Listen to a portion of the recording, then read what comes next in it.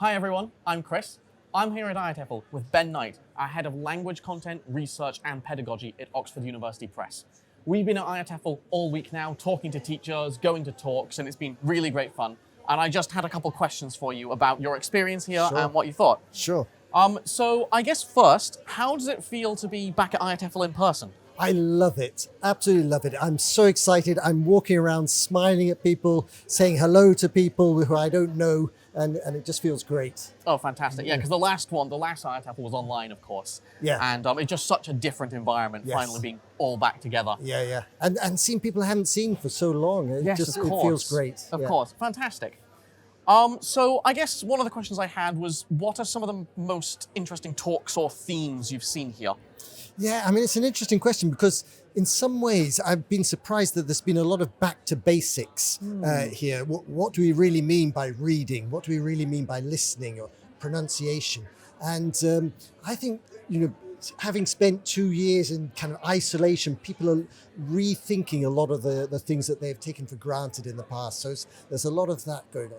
There's also, I think there's quite a lot around the expanding sense of English no longer belonging to native speakers, being a global language. There's a lot around translanguaging, global pronunciation and things like that. So those are the kind of two main themes that I've been picking up. Okay, really interesting. Yeah.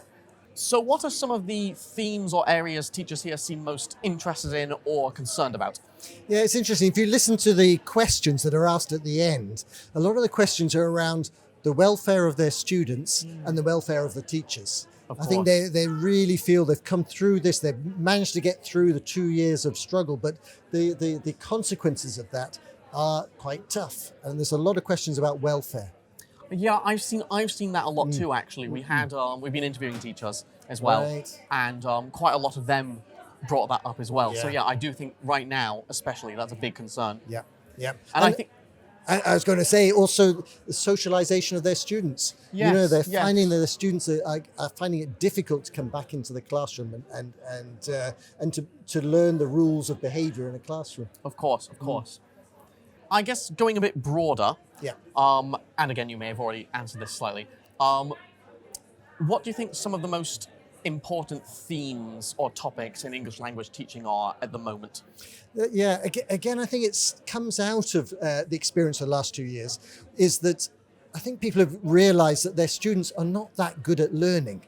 When they're in the classroom and they're managing their learning, it's been fine. But when they've been at home and they've had to take responsibility for their learning, it's been much more difficult. And so a lot of teachers have been kind of showing an interest, how can I make my students better autonomous learners? So I think that's one trend which is just starting to appear, the idea of the autonomous learner. Fantastic.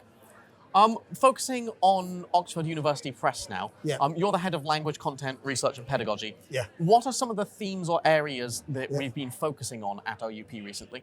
Yeah, well, one of them has been about the connection between technology and motivation.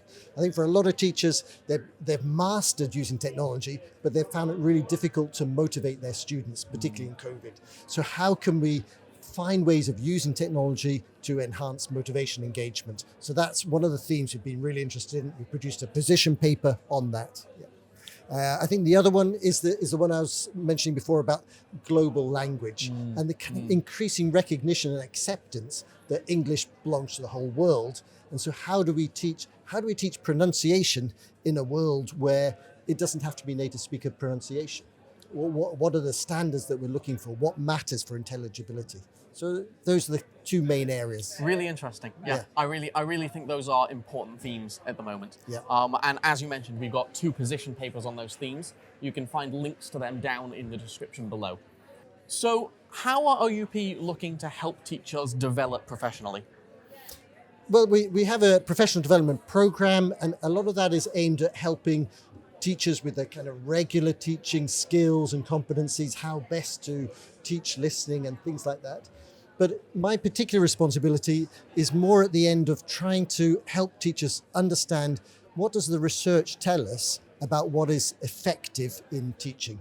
So in my team, what we do is we look at the insights from research and try and see what their application is for the classroom. to try and really take the hard work of reading the research out and think about the application in the classroom. What can they actually do in the classroom? Fantastic. Well, thank you, Ben. It's been great having you with us. My pleasure. My pleasure. And thank you everyone for joining us. You can find out more about the research Oxford do and how we make that accessible to teachers on our website. You can find a link to all our position papers in the description below. These cover topics, like Ben has mentioned, topics such as technology and motivation, pronunciation, but also other topics like assessment for learning, global skills, learner agency, and much more. So you can find a link to all of those down in the description below. If you want to hear more from us, you can follow us on Facebook or Twitter. Please like, subscribe, or if you're on YouTube, hit that notification bell. Thanks.